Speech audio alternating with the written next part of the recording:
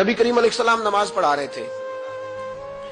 जोर की नमाज थी, असर की नमाज थी। सही मुस्लिम में मौजूद है। हजरत अबू हुरैरा फरमाते हैं नमाज पढ़ाते पढ़ाते नबी पाक ने कदम आगे किया। नमाज पढ़ाते पढ़ाते कदम आगे किया और यूं हाथ उठाया, फिर वापस कर लिया। अब नमाज पढ़ के ना तो सलाम फेरा तो सहाबा अर्ज करने लगे, या रसूल अल्लाह सल्लल्लाहु अलैहि वसल्लम, वो नमाज में पैर भी आगे किया तो हाथ भी उठाया, तो वजह क्या थी? अब पहला सवाल तो यह है कि आप लोग नमाज पढ़ रहे थे या हुजूर को देख रहे थे?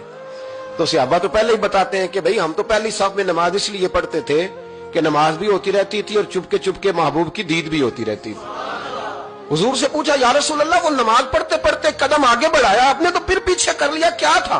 और हाथ उठाया तो फिर आपने नीचे कर लिया। तो नबी करीम फरमाने लगे, नमाज पढ़ाते पढ़ाते जब मैंने कहा ना समी अल्लाहु लिमन हमीदा, अचानक मेरी नजर उठी तो जन्नत में चली गई। नजर उठी तो जन्नत में, तेरे लिए 2-4 कदम अर्श बरी है। तो महबूब फरमाते हैं जब मेरी ऊपर नजर गई ना तो मैंने देखा कि अंगूरों का एक खोशा लटक रहा है जन्नत में। तो मैंने हाथ बढ़ाया कि तोड़ लूं। हुजूर खड़े हैं मस्जिद नबवी में और फरमाते हैं कि मैं यहां खड़े होकर हाथ ऊंचा करूं तो मेरा जन्नत तक पहुंच जाता है।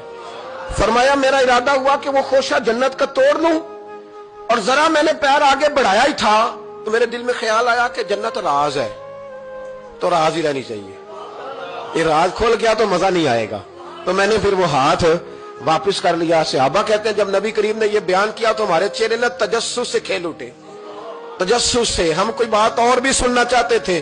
तो महबूब फरमाने लगे, अगर मैं वो खोशा तोड़ के ले आता और तुम्हें दे देता, तुम कयामत तक भी खाते रहते तो तुमसे खत्म नहीं होना था। ये सही मुस्लिम की हदीस है। ओ भाई, मेरे रसूल करीम के वाक़या में राज पे शिकवा करना, कहना समझ में नहीं आती कैसे गए थे। तो तू जो चाहे तो हर शब हो मिसाले शब असरा, इसलिए कि